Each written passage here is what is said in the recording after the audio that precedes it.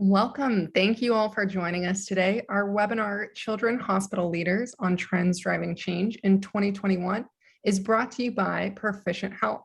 As a leader in referrals management and provider communication solutions, Perficient Health helps complex health and provider networks align every aspect of referral management to drive better patient care and strengthen financial and operational performance. I'm your host and moderator today, Erica Grau, Director of Marketing for Perficient Health. Just a few housekeeping items before we get started. Our live session today is being recorded. We will send out an email with the recording. So if you have to jump off early or want to share with a colleague, you can do so. Also, we are going to do our best to save some time at the end of our session today to answer any questions. Please ask these questions throughout the presentation in the Q&A module within the Zoom platform. All right, let's go ahead and meet our speakers. Dr. Craig Swanson is the Medical Director of Children's Services at Sutter Medical Center in Sacramento, California. He continues to practice pediatric critical care medicine and trained at the University of California and Rady Children's Hospital in San Diego. Prior to beginning his medical career, he received a PhD in biophysics at Stanford University. Thank you for joining us today. Thank you. It's great to be here. Awesome. All right. Our other speaker today is Dr. Rob Steele. He is the Chief Strategy and Innovation Officer at Children's Mercy in Kansas City, Missouri. He has a passion for innovation and is responsible for partnerships, growth, and overall strategy throughout his career as a healthcare executive. Dr. Steele has helped drive change through the multiple boards he served on. He attended Vanderbilt University of Medicine for his medical degree and University of Massachusetts at Amherst for his MBA. Thank you, Dr. Steele, for joining us. It's a pleasure to be here, Erica. Thank you. All right, so real quickly, we're going to hear from our speakers a little bit where they work today. Yeah, I'm from Sutter Health. It's a large integrated system in Northern California, covers the Bay and the Valley. And then within that is Children's Center. You can see the picture of that there. And that's a medium-sized children's hospital with a full spectrum of services. We serve essentially the greater region of Northern California up to Nevada and Oregon, and have basically the full spectrum of pediatric care services. All right, let's hear from Dr. Steele. Great. Children's Mercy Kansas City is a 2 acute care hospital system with multiple ambulatory areas. We are a quaternary children's hospital, so that includes all of our acute care beds, a level 4 NICU, PICU, ER, all those type of things, and including a transplant center and perinatal center. All right, let's go ahead and get started. So healthcare leaders have learned the importance and necessity of agility over the last 18 months. And as we put our list together of the biggest trends influencing those decisions, we thought it was important to share with you modernizing how we work, using data and analytics to drive quality, and lastly, physician and partnership alignment. Of course, if you don't see, one of the hot topics covered here today, if you want to hear your speaker's perspective on that, feel free to drop your thoughts in the Q&A box throughout the presentation. Okay, so for our first topic of discussion, we're going to be talking about modernizing how we work. So we're going to kick things off with Dr. Swanson. So what are your top priorities when you think about modernizing healthcare? Yeah, that's a great question. There's a lot of things to think about, but I think the core sort of foundational thought that runs through those is thinking about how do we build great teams? How do we build great teams to do great things throughout our organization? And before we get too into it, I do want to just offer a quick acknowledgement about how weird it is in this moment to be at 30,000 feet when we're all working in the trenches. And I know every children's hospital here is in the middle of that. But at the same time, I think thinking about that a little bit helps us understand the importance of teams. I go back a year and a half or so, and we're all struck with this pandemic. And I suspect every organization found that in terms of communication and operationalizing the things that we had to do, it was very difficult. And we put together multi-stakeholder, multidisciplinary, hopefully highly effective teams to rise to the challenge. And so the argument that I'm making here as we go forward is while those changes were on a minute-to-minute or hour-to-hour, day-to-day changes that required that faceted team to respond to. In fact, we're faced with month to month, quarter to quarter, year to year changes, which really require a modernization of how we think about how we organize teams to do great work. All right. So before, we dive into some more details, what makes a great team and why are teams so effective?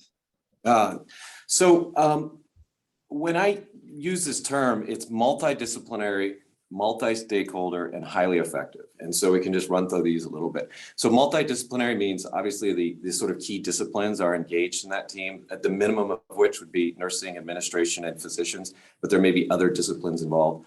Multi-stakeholder takes it just that next step further. They may be particular key individuals involved in that team, or another key discipline that needs to be involved, or a key department that needs to be involved. And then finally, highly effective, and this can be hard, but it's really utilizing understanding of team dynamics, how teams work, and coordinating and organizing those teams to function in a highly effective manner. So simple things like making sure the team has appropriate purpose, making sure there's an understanding of what the question is that they're after, making sure that there's some role clarity around what people are doing. This is especially important in incorporating physicians who sometimes don't wonder exactly why they're involved on a team. And then making sure it's highly effective in terms of how people work. So if you followed the work out of Google with Project Aristotle and Project Oxygen, they talk about psychological safety. I know there's been webinars within this around that concept, but that is incredibly important so that your leadership understands how to manage a team, how it should work, how people to speak up, and creating a psychologically safe environment. And then utilizing questioning and really just having people who are very good at managing teams. So that's what I mean by highly effective team. In terms of why it's so important, there's myriad reasons. There's two I'd like to just highlight. And the first has to do with really human thriving, really that we want to be connected as workers. We want to be connected as humans. We want to be connected with people. And creating teams allows people to work in a thriving environment. And so we create space for people to work in a way that is satisfying and meaningful. So in the face of burnout, in the face all the work around joy that's been throughout our industry, this is absolutely critical. And then the second aspect I would talk about is just the various cognitive biases that we all have when we approach a question, whether those biases are from our upbringing or from our professional development or from our cultural perspectives. We all come to every decision and every moment with a series of biases. And we all have our own standard kind of human biases, as you know, if you've read literature from Daniel Kahneman and others on Doing Project, et cetera. That these are really difficult biases to overcome. And it's really through teams, it's through interaction with other people with different perspectives that we're able to overcome those biases. So it absolutely improves decision-making to have multidisciplinary, multi-stakeholder, highly effective teams. I love that. So let's kind of talk about what's different now and why is this team focus so important?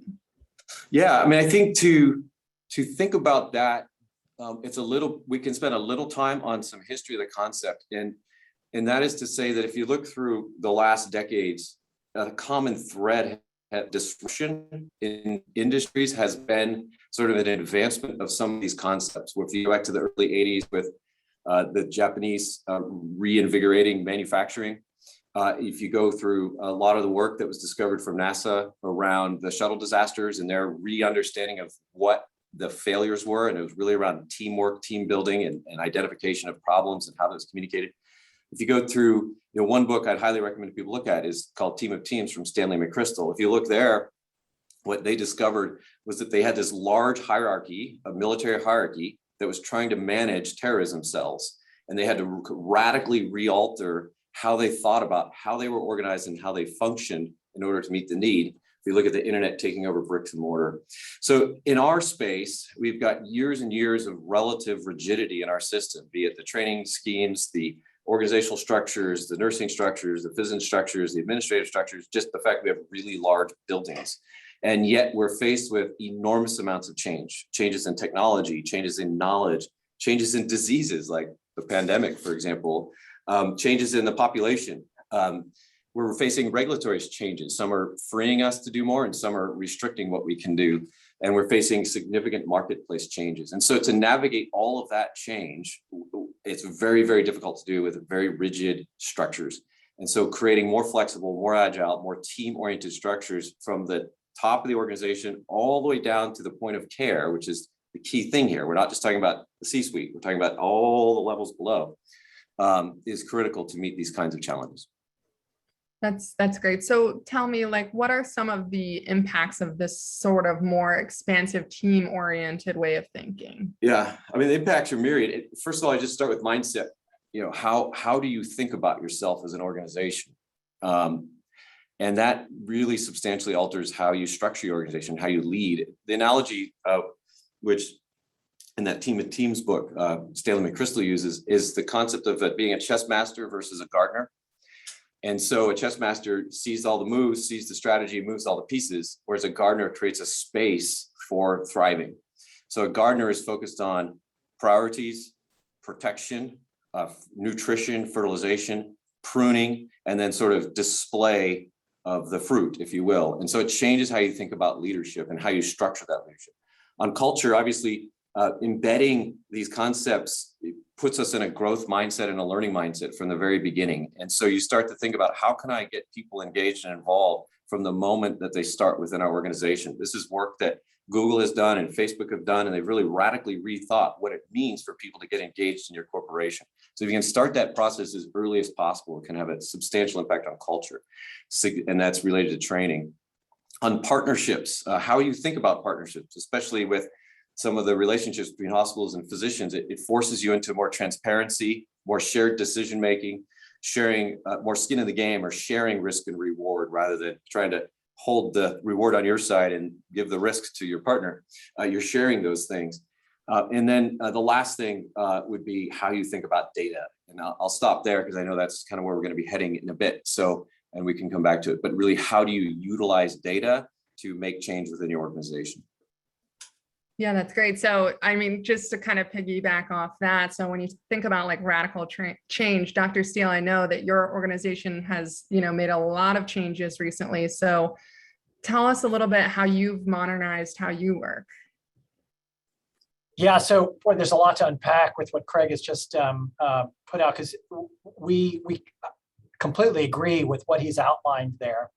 There are a number of things, sort of practical aspects that we at Children's Mercy here have begun to address that, because the fact is things are changing significantly. And oh, by the way, there's a pandemic, so we'll throw that on top of it. So how do you develop the leaders for those executive skill sets to manage administratively, clinically, in a manner that has not really been pushed to the limit like we have now. So there are a couple of things that we've begun to do now. So just to start with the leadership side, I think Craig had mentioned, the Japanese with Toyota and the lean system. We actually have a lean management system here, and it works well, but it's not sufficient. You really have to utilize those tools, but you have to incorporate that into leadership skills that are now new and different.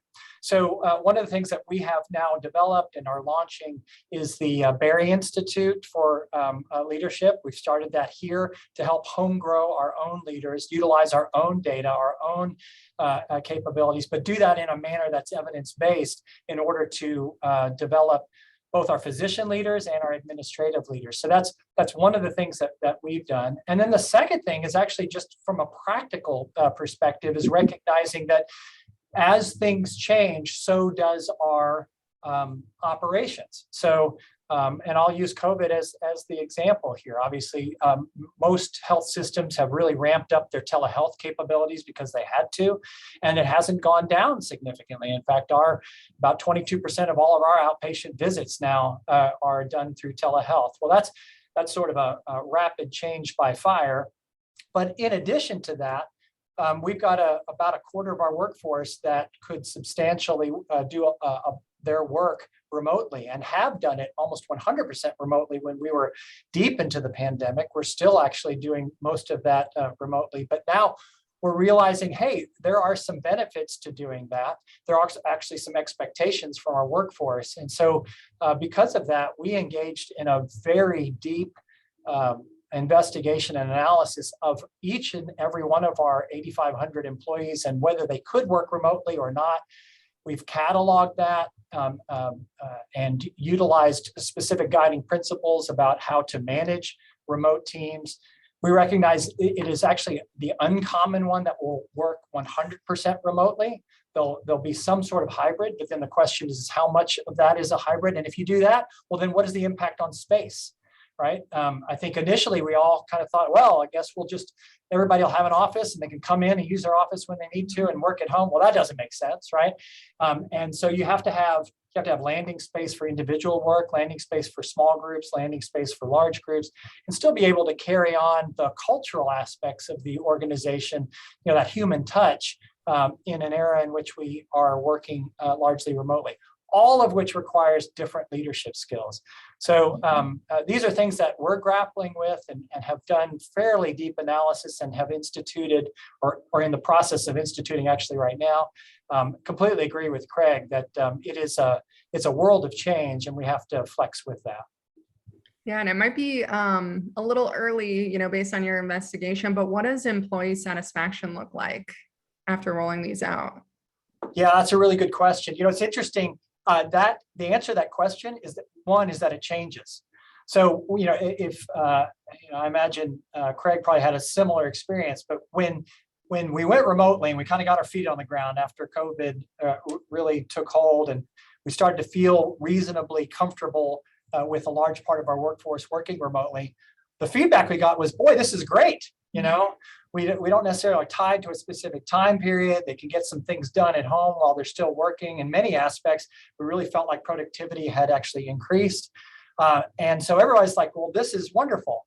And then as time went on, what we heard back was, being at home working 100% remotely isn't all that it cracked up to be. and from an administrator standpoint, we felt the same way. We wanted to be able to still promote the culture that I think that has gotten us as successful as we have been.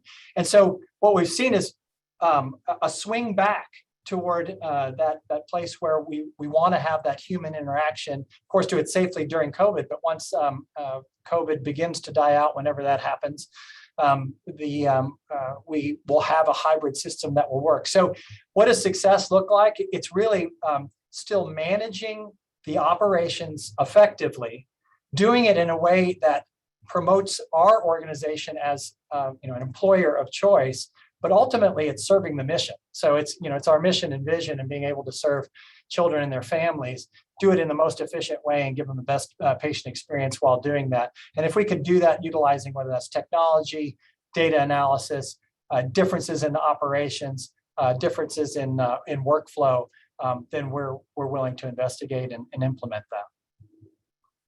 Awesome. So that's a perfect segue into our next discussion. So using data and analytics to drive quality.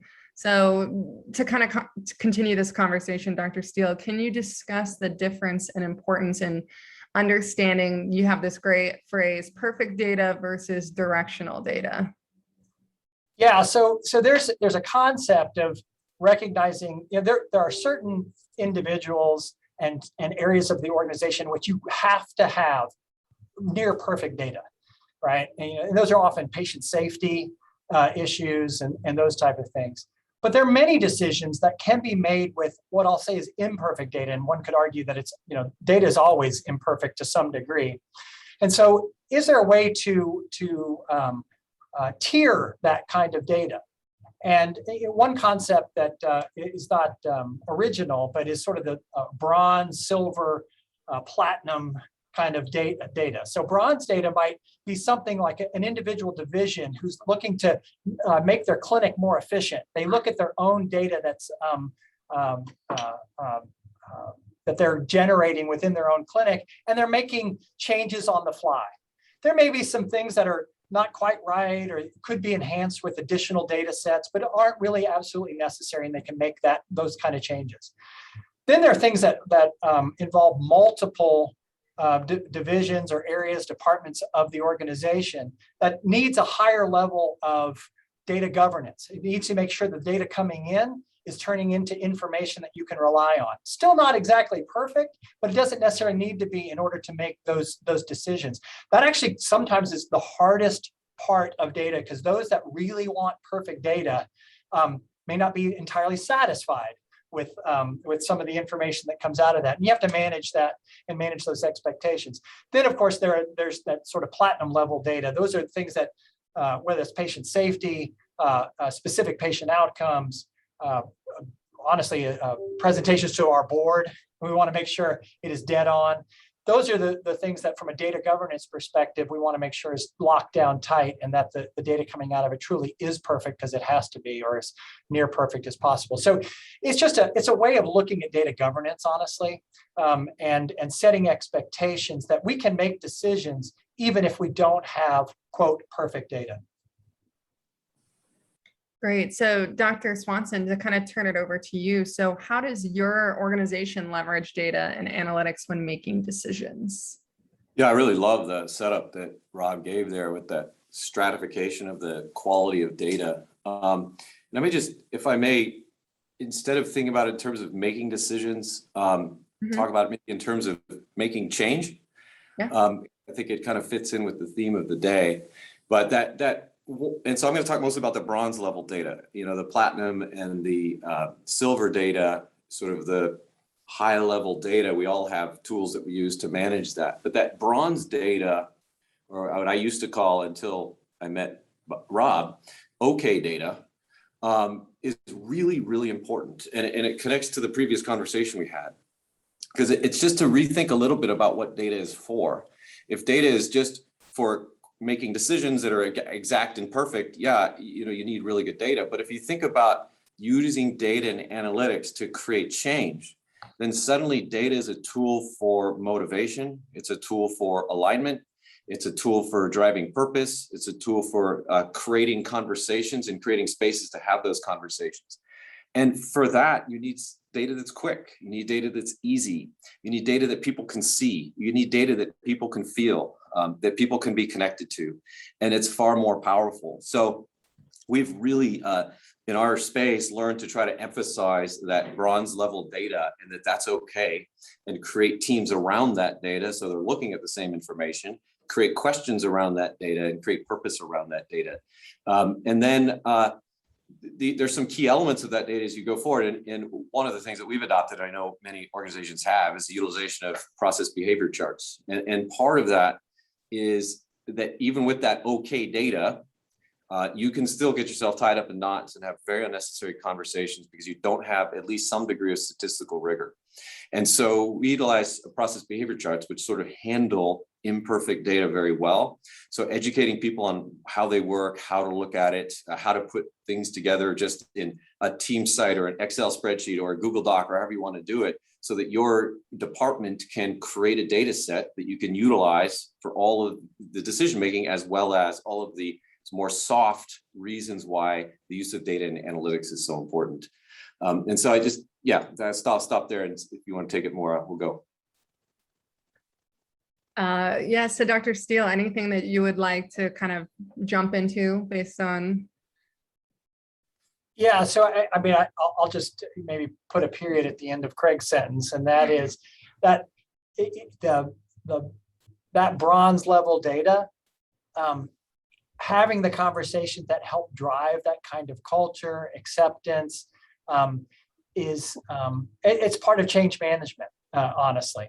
And it's a matter of setting expectations, what people want to get out of that. Because ultimately, as Craig put it, it's about facilitating change. And in the end, those are decisions. Those are decisions that have to be made, and they're made on data, and they're made on data that has been changed into usable information. And usable information may have data that isn't absolutely perfect behind it, and that's okay. In many instances, it is. You can still make excellent decisions, even though some of the information that you're getting has assumptions left in the data that's come to make that information. Yeah, Erica, can I just add in one little bit on that too? Of course. Really, I love this. First of all, I'm a total data geek. So kind of becoming comfortable with okay data has been a journey for me, to be perfectly honest.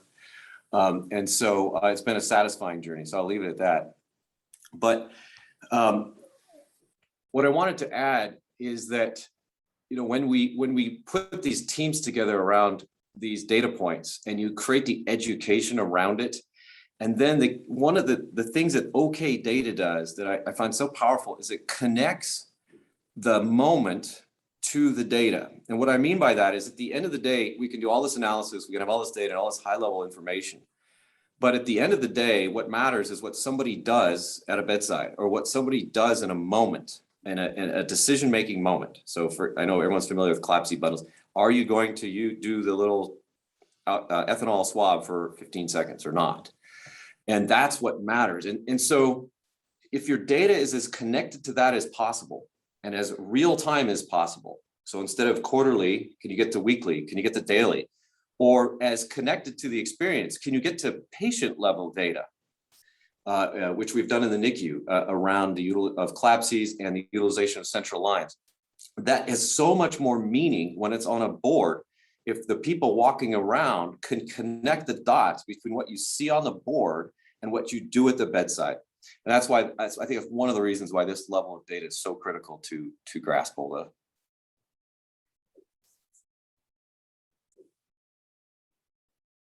Awesome. So it looks like we can probably move on to our third topic around physician and partnership alignment.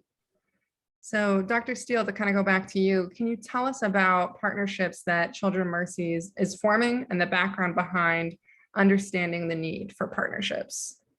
Sure. So I'll leave the physician alignment and partnerships with Dr. Swanson only to say, so Children's Mercy does have a clinically integrated network and coordinated physician alignment from the community perspective, as well as our own faculty. And there are a lot of things, and there's other webinars that have gotten into those specific physician alignment strategies. One of the things from a partnership perspective that we have undertaken is a couple of things. One is just philosophically, as an organization, there is opportunity. There's always a lot of opportunity to make partnerships. There are those outside of the organization that are often very willing and actually maybe even very desirous from their end to partner with a children's hospital. And in many aspects, that makes sense. But the problem with doing that at large scale is that it often doesn't set you in a direction. When you make those partnerships out of convenience, even though they may be very good, they may not necessarily, they'll take you away from doing something else that doesn't necessarily align with your strategy. So one of the things that we have done is taken our strategic plan, very specifically looked at, okay, so what partners do we need? What are the types of partners that we need? And then let's go find them. And I can give a couple of examples with respect to that. So we have a lot of work at Children's Mercy Kansas City around social determinants of health. In particular around healthy homes. And this is really along the lines of we take full capitated risk on around 30 to 40,000 Medicaid patients, and being able to get them into an environment that is as healthy as possible has not just a medical model behind it, but a financial one as well. And so we're doing a lot around being able to move some of those patients into a more healthy environment and in an attempt to influence their chronic disease in a positive way. Well, I mean, we're not, when it comes to moving them to healthy homes, we're not realtors, right? And we're not landlords. We don't renovate houses, right? So we need partners for that. And we need partners that have like-minded mission, as well as just simply the capability to do what we want them to do without just going to any vendor. And thankfully, there are some really, really great folks here in the Kansas City metro area that are interested in doing that work, but not just interested, but also have the expertise to do it. And so that's just one example of looking at housing as a social determinant of health, in which we find those partners to move forward on that. So I think that's one example. The other one is a much bigger animal, and that is our efforts in mental health. So we have a number of mental health capabilities here at Children's Mercy, but we have a lot that we rely on the community to do as well. And for those participants, if you're anything like we are, there's just a lot of disconnect with those resources. There may be resources and good resources within the community, but they're not necessarily well connected to span the full continuum of care for a child that needs mental and behavioral health services.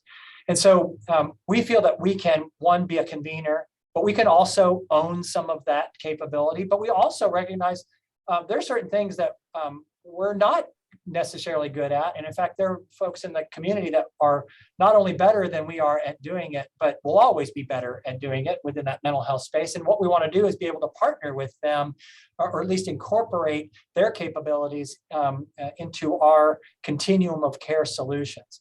So that's the same thing. We're identifying where we feel the gaps are, and then we're going out to find the partners that fill those gaps. And where there are no partners, then we have to decide, do we generate that capability ourselves? Do we generate it with a partner that we already know and have like-minded vision and those type of things? So that's a lot of words to really say that we have a strategic plan and we go and try to look for those partners. That doesn't mean that, when manna falls from heaven and a partner shows up on your doorstep and you go, holy cow, that's awesome.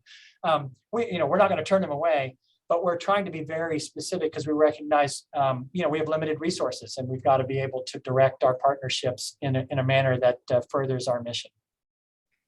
Yeah, it sounds like you guys have a ton of really interesting and, great partnerships coming up and projects that you're working on. So it's great to hear that. So Dr. Swanson, this was kind of a hot topic this year, but a large part of an alignment strategy often includes succession planning. So do you guys want to talk about kind of what you've been working on? Yeah, I mean, and all that Rob talked about is so relevant to this. And in a large integrated system with multiple medical groups, partnership is essential to everything we do. And sort of stepping back just a little bit, and then I'll go more specific to your question. When we think about these, when you sort of take the leap as an organization towards teams and partnerships, there is a bit of letting go, and it's difficult. And this is where having clarity on values and clarity on strategy, as Rob was alluding to, is so vital, because you're giving up a little bit of control. And so you need to have people making decisions guided by the value system that is the core of your organization and the strategy that you've identified. So which means it moves the conversation of values and strategy from a high level to sort of an essential core level in how you work with everybody. So that's connected to succession planning, because we have multiple physician medical groups. And I'm sure there's many people who, I know myself, I sometimes can't sleep well thinking, what happens if X physician leaves or retires?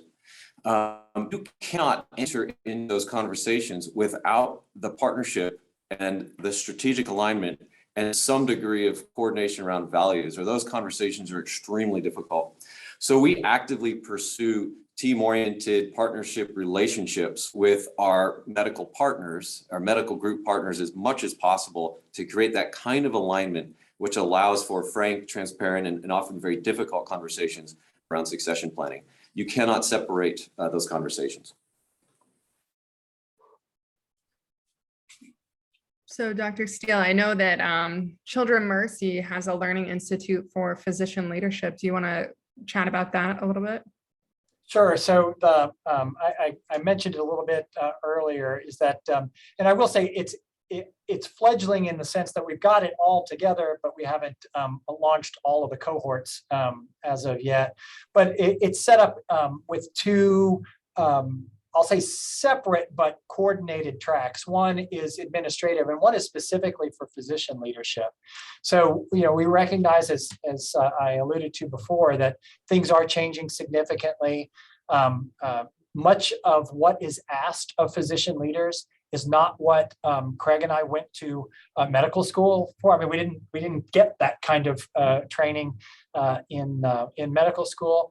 And we have some really talented physician leaders, but they just simply haven't had the opportunity to be placed in those positions that require some of the decision-making, the coordination, and all the other things that happen with the change that Craig has alluded to. So we have a whole separate part of the physician leadership arm of the Berry Institute to address that. And we do that in a cohort fashion, not unlike how other leadership organizations have set it up. What's, I'll say, different about it is that we are really trying to foster a sense of both entrepreneurship, innovation, and as well as just the typical physician leadership skills that we're going to need going forward. But the idea behind that is not just to develop the folks that we have here, but we believe that it will allow for our improved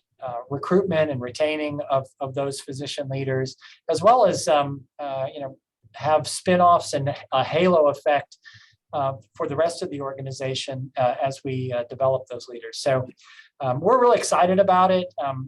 It's been something that's been in the works for now almost 2 years because it was waylaid by COVID, largely because everybody was pulled away to deal with that. But we're back on track and moving it forward.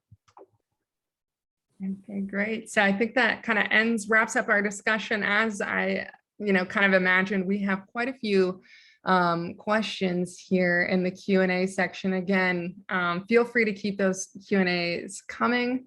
If we don't have time to get to your question, we'll have someone follow up with you after the webinar. So Dr. Swanson, it looks like we have a question for you on the data collection use case. Can you elaborate on how you encouraged leaders in your organization to put focus on this area in a world where healthcare providers and leaderships are already facing burnout?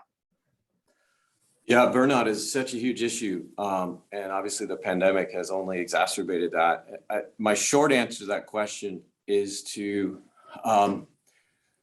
make sure that people understand that this work is part of the solution to burnout, and to embrace it in that way. And what I mean by that, if you get back to why data, why teams, it's about connection in large part. It's about motivation. It's about purpose. It's about knowing why you go to work. And so by creating those connections and supporting those processes so that your leaders can feel like they're making change in a meaningful way that has meaningful impact and connected to those who they're doing it with, you are dealing with a lot of the issues related to burnout. And for example, I have a colleague who went through a near career-threatening burnout. And he said that the work that we've done was one of the 3 reasons why he stayed. And because it gave him that sense of forwardness that he was missing or didn't quite realize that he was missing. So I see this work around creating teams and utilizing data in appropriate manners, supporting teams with administrative support so they can use data, make data, especially physicians who may not have a lot of facility in that space, is absolutely essential to preventing burnout. And it can be an add-on for sure. So you have to be careful of that. But it's an add-on that is part of the solution to the burnout problem. Boy, if I could tag on to that, Erica, because Craig brings up such an incredibly important point. And I'll tell you, it's been one with a steep learning curve for me. So part of this change, part of the challenge of physician burnout is finding those leaders that can help mitigate that, not only in themselves, but for the ones that they're leading. We've had a number of leaders that have taken on the tasks of wellness, if you will. It's not even, I say if you will, honestly, that's a very common term at this point, but just and incorporating that into all the things that we're doing, so that we recognize if we're gonna do some change, is it really an add-on, or is there something we can take away? Is there something within this that will impact the wellness of not just the physicians, but also others within the staff within the organization, that in a positive way, so that we can try to mitigate those burnout questions. So I'm not saying nearly as elegantly as Craig has, but it's, we are dealing with those issues as is virtually every health system in the country. And it is part of that change management. It's also part of that leadership that needs to get developed, is to incorporate that wellness aspect into the change management that we move forward on. Awesome. Looks like we have a couple questions on when the recording will come out. Most likely we will have an email to you tomorrow morning with the recording of this session. So don't worry, that will come to your email. Looks like we have a question here for Dr. Steele. You mentioned that not all partnerships offer or align with your strategy. Can you discuss how you vet partnerships to determine the best fit for your organization? Yeah, so that is a really fantastic question. And I'll be honest, that it's way more art than science. So, I can give a list of those things that you should typically look for. It's going to be kind of mom and apple pie. I mean, does their mission line up with your mission? And does it, do their operations allow for things to smoothly transition? I mean, there are a lot of things that you can look at, and we can set those out. But in the end, you don't really know until you get to know that organization as best you can. And I'll give you a quick example. In my career prior to coming to Kansas City, I did a fair amount of work with federally qualified health centers. And what I found, what I learned early on, is that they all serve an underserved population in general, but they're not all run the same way. And they don't necessarily all have the same mission that you would otherwise expect. That was actually surprising to me. And so when it came to partnerships with federally qualified health centers, you really had to learn the organization. And I took that learning here to Kansas City and had the opportunity to facilitate and ultimately ink a partnership with one of the federally qualified health centers here in the Kansas City metro area. It's been fantastic. But the way we start with the mission, and you go, does your mission align with our mission? And then are you living that mission the way we think we're living that mission? And that, honestly, everything else flows from there. So, and you only can know that if you sit down and with the leaders of that organization, really talk through it. It's a little easier if you're talking about a small not-for-profit that you're wanting to partner with. It's a lot harder when you're talking about a much larger organization. So, my advice to anyone that's looking at partnerships is just simply to sit down, first, carefully assess what your organization stands for and what your mission is, and how well you think your organization is living up to that mission. And then what are you willing to compromise on? And I don't mean from a mission perspective, but just maybe from a vision perspective. And what are you not willing to compromise on? And then go out and talk with that organization to see if they truly align. And then there's all the other vetting and due diligence that you have to do. But I'm telling you, if you can feel like their heart is in the right place and the right people are there, and they have a governance structure that allows that to be long lasting, you're going to do well in making that partnership. Great. It looks like we have. Oh, go ahead.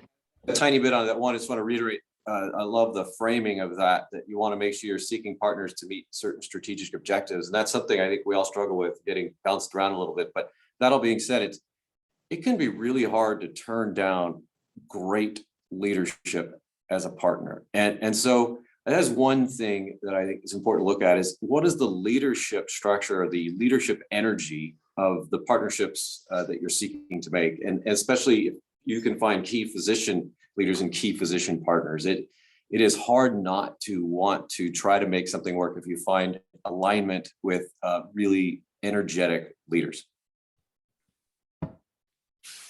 Awesome. Dr. Swanson, I think this would be a great question for you to kind of tee up. And of course, we can all expand on this, but we faced many challenges during the pandemic, but what did your organization do well that you are proud of? Well, I guess it gets it back to the beginning comments. When that pandemic hit, it was so all over the place, and communication was going in so many different directions. And it was clear we needed to create structures to streamline and coordinate how we talk to each other, how we discussed the latest on PPE, which might have been 4 hours old or 2 hours old and change tomorrow in terms of availability and what the standards were and what our policies were. So the kind of the email chains that we had relied on historically, or a newsletter or a screenshot or whatever, just failed. And so we had to very quickly really move towards incorporating all of the key voices and creating really good, quick communication streams. So that's definitely one. And then I think the incorporation of therapeutics very quickly, just getting around partnership with the pharmacist was incredible. The incorporation of rapid changes in medical management understanding. I'm a pediatric critical care doc, so I wasn't too involved from a clinical perspective, but I did work with a lot of my adult colleagues, and I was so impressed by the way that we incorporated new understanding fast to take care of patients and drive down as much as we could our mortality rates.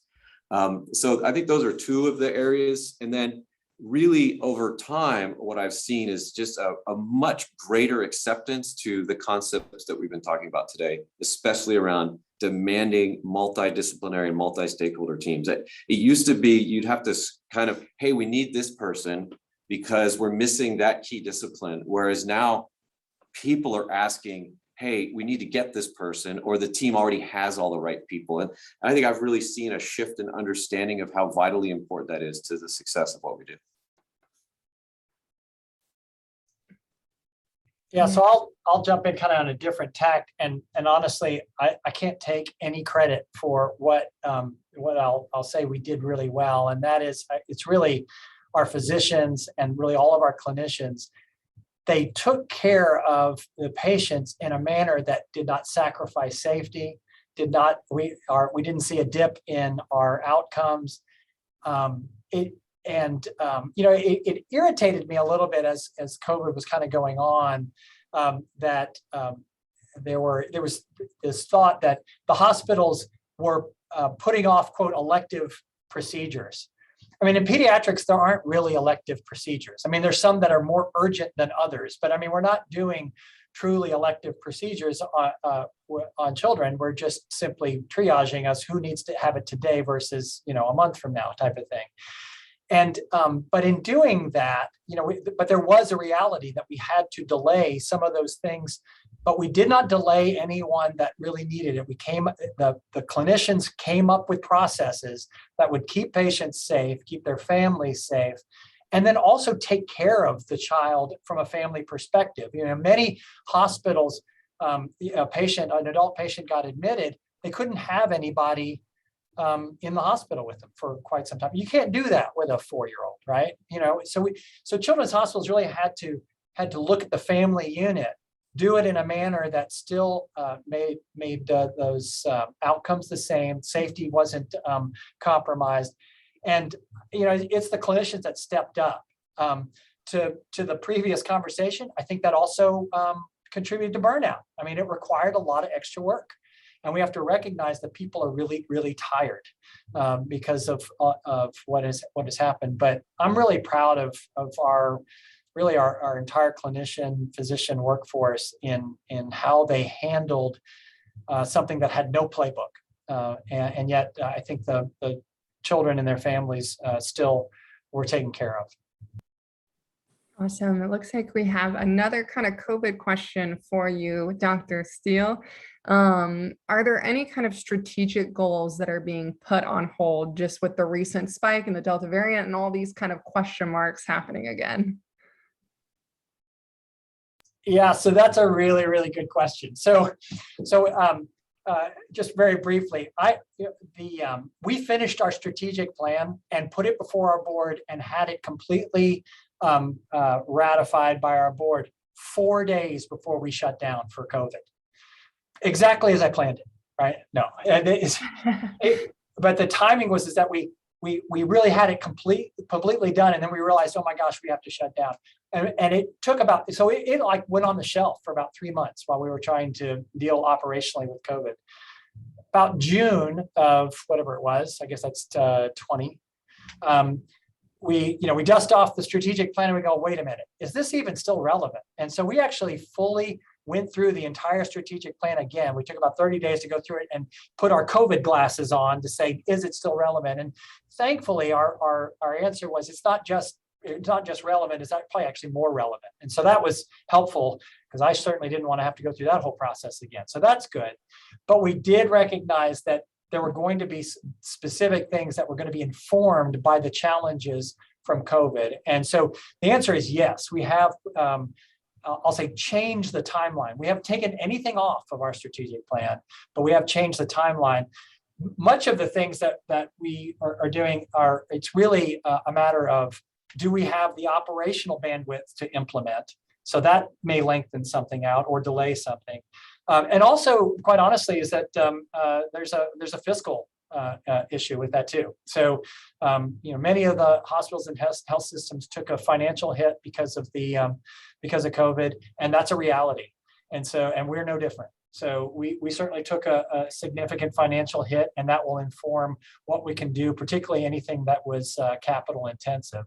So I would say, yeah, it has impacted the timing of it, but it has not taken anything off the list.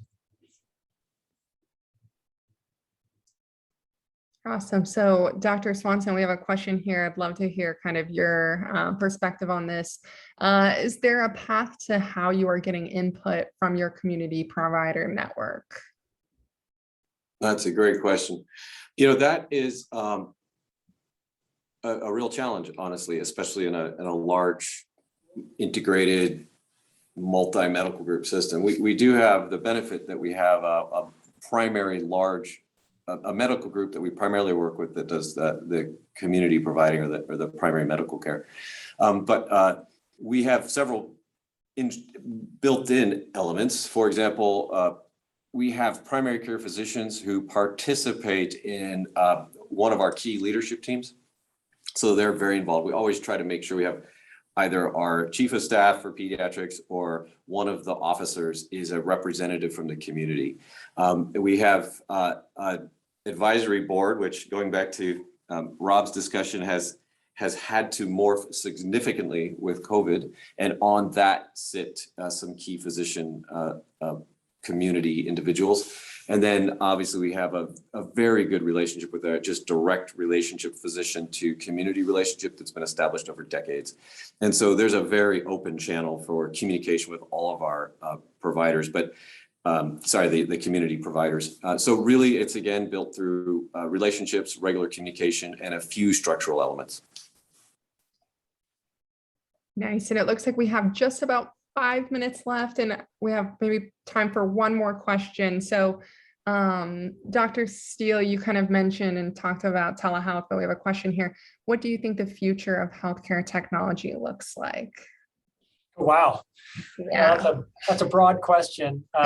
Maybe I'll narrow it down and then ask Dr. Swanson to jump in too. I think there are a couple of things. One is we will see those aspects that everyone is used to using in their normal life, whether that's ordering a product, ordering some food, looking up information, and coordinating services. Those type of everyday conveniences that people can use directly from their smartphone will expand dramatically in the healthcare side. I'll say healthcare in general has been slow to adopt those type of new technologies, but I think that we will all be looking at that. So I think that's probably one of the big ones. The second one is a little bit of a corollary, and that is remote health monitoring. So it's being able to monitor, particularly those children that have chronic diseases, having bigger and better tools at home to be able to take care of your child yourself, with, of course, the oversight of physicians and the team and everything else, but being able to get more information and data on a real-time basis at home that improves the health outcomes of children. Those are probably two big ones that I see on the near horizon. And with that now, and now I've taken two really good answers for Craig. So now he's gonna have to dig deep on the other one. So I'll pass it over to Craig to see where he sees the future of healthcare technology. Well, I guess, one thing I'd start with is one thing I've learned in the last year and a half is that predicting the future is a dangerous thing to do. And I've gotten a little reticent, and especially in the area of technology. I think in the short term, 100% agree, we're going to see a movement towards utilization, sort of replacing some current state. And we're going to get really good at knowing what works in telehealth and what doesn't work in telehealth. And organizations are going to have to accommodate that in terms of capital investment and the bricks and mortar part of medicine versus the more virtual part of medicine. But to be honest, I think we barely scratched the surface of what computer aided, whatever you want to call it, health will do. I'd leave it to the futurists to really get into that. But I'm sure that it's going to radically alter what we do. The kind of information, just looking at the watch, the iWatch, it's got an EKG machine. We're beginning just to scratch the surface of what we can put into homes and put into communities to get really good information on how to take care of people in communities. So I don't want to look too far in the future, but I'm pretty excited about it. I think it's going to be a great 10 or 15 years from a technological perspective. Right, awesome. So it looks like we are at time. If you have any questions, you can see we have Rhonda's information here. She's a Proficient Health product expert, and she's happy to answer any questions about the futurists, if you will. I'm going to steal a word there. If we weren't able to get to your question, someone from our team will follow up within 24 hours. Thank you again, Dr. Swanson and Dr. Steele, for joining us today. And of course, thank you to our audience members for joining us, and have a great day.